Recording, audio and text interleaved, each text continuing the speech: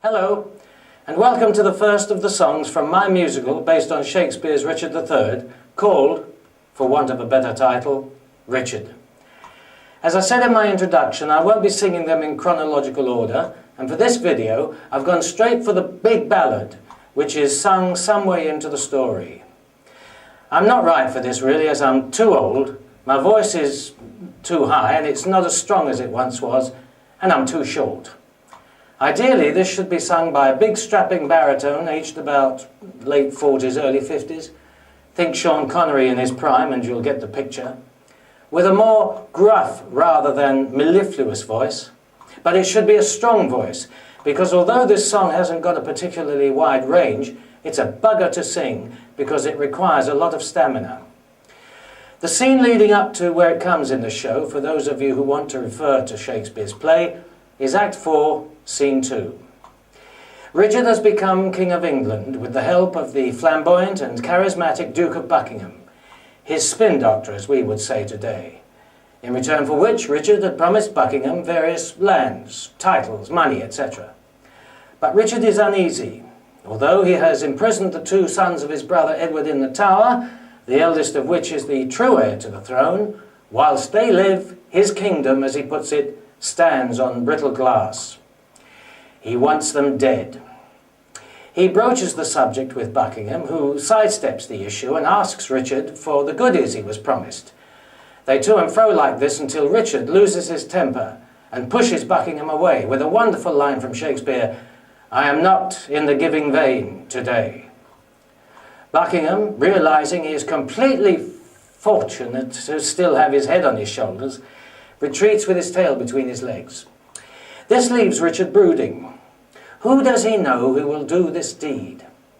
His thoughts then turn to a man, a soldier who has fought at his side in many a battle, but who now, in this weak, piping time of peace, is made keeper of the horse. His name is James Tyrrell. He summons him and asks Tyrrell, "Would you kill a friend of mine?" Tyrrell replies, "Well, I would rather kill two enemies."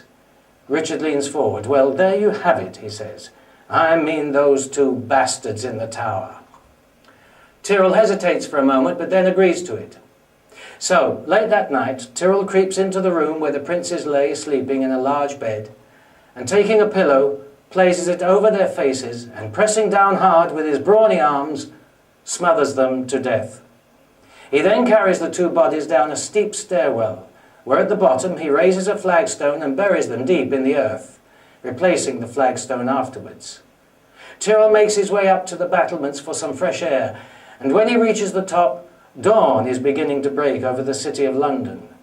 And as it does, he is suddenly stricken with the enormity of what he has done.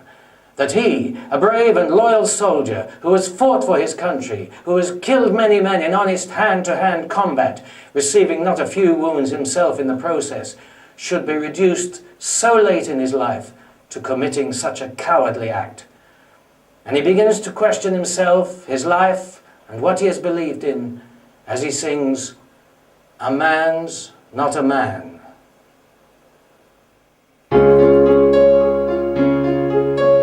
man's not a man if a man doesn't do what a man feels is true in his heart. A man cannot be what a man's meant to be if a man cannot see from the start that as the seeds of life are sown, so by his deeds a man is known.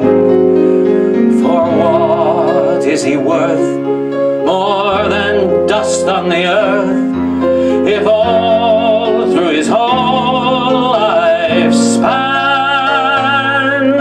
he lives not for truth, then forsooth he will die not a man. But what's he to do if he wants to be true? But his orders he has to obey. Has he a choice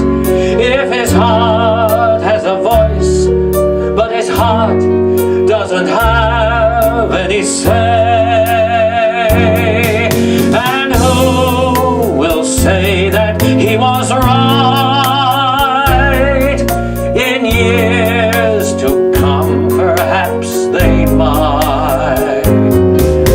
And though past his youth, still for justice and truth, and against all the laws of the land, he died for that truth. But he tried and he died as a man.